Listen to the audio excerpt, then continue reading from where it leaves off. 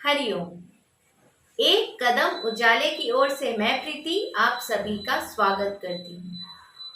किसी ने बहुत खूब कहा है, खुदी को कर बुलंद इतना कि हर तकदीर से पहले खुदा खुद बंदे से पूछे कि बता तेरी रजा क्या है।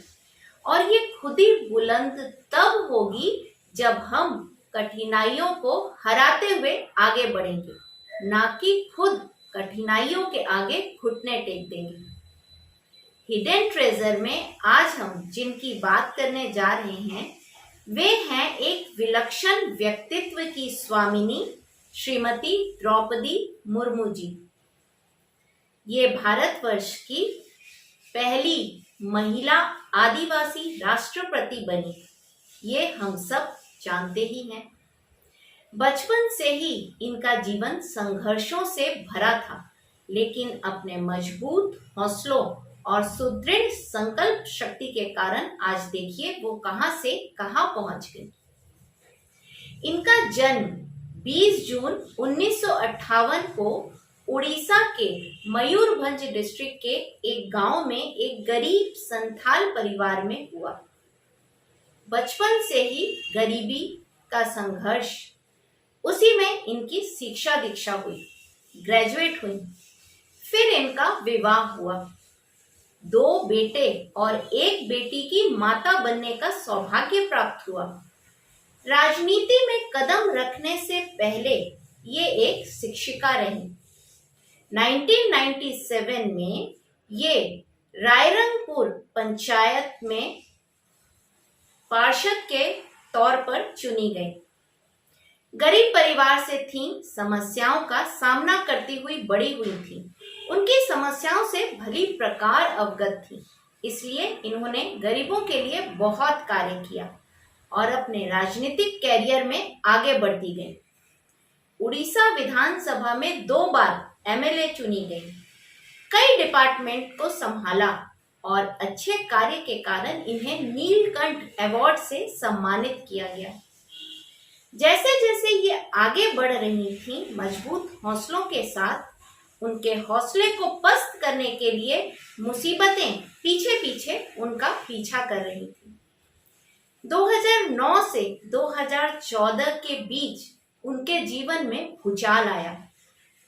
उन्होंने इस बीच अपने पति, अपने 2 जवान बेटे, अपनी मां और अपने एक भाई को खो दिया। स्वाभाविक है इस स्थिति में टूटना, ये भी लड़खड़ाई। चूंकि बचपन से ही आध्यात्मिकता में इनका रुझान था और ये आध्यात्मिक सत्संगों में जाया करती थी, तो ईश्वर के प्रति इनका विश्वास अटूट था। इन्होंने हार न मानने का निश्चय किया और तय किया कि जो भी परिस्थिति आएगी मैं गिरूंगी नहीं, मैं संभलूंगी और राष्ट्र के सेवा में अपने जीवन को लगाऊंगी। ऐसा विचार करके वे ब्रह्म कुमारीज में कई मेडिटेशन कोर्स करा उन्होंने और उससे अपनी अंतर्निहित शक्तियों को इकट्ठा किया और उन शक्तियों और सशक्त हौसलों के संग वापस चल पड़ी एक नई राह पर राष्ट्र की सेवा करने के लिए। 2015 में वे झारखंड की राज्यपाल चुनी गईं। इस तरह उन्होंने संघर्षों से भरे जीवन को एक नई उड़ान दी। सोचिए क्या गुजरा होगा उनके ऊपर जब एक औरत का परिवार इस कदर बिखर जाए। बिखरी तो वो भी, लेकिन संभल गई। जैसा मैंने पहले भी कहा था कि बिखरना वो महत्वपूर्ण नहीं है, महत्वपूर्ण है संभलना। हम कितनी जल्दी ओवरकम करते हैं किसी एडवर्स सिचुएशन से, ये बहुत महत्वपूर्ण है। द्रौपदी जी का पूरा जीवन हम सब के लिए एक प्रेरणा स्रोत है। जो हम छोटी छोटी परेशानियों से घबरा जाते हैं, डर जाते हैं, हार मान लेते हैं, नहीं, ऐसा नहीं करना चाहिए। हमारे अंदर भी वो असीम शक्तियां हैं, बस हमने उन्हें पहचाना नहीं है अब तक। ध्यान द्वारा, उस परमात्मा पर विश्वास के द्वारा अपनी शक्तियों को पहचानिए, अपने संकल्प को सुदृढ़ बनाइए।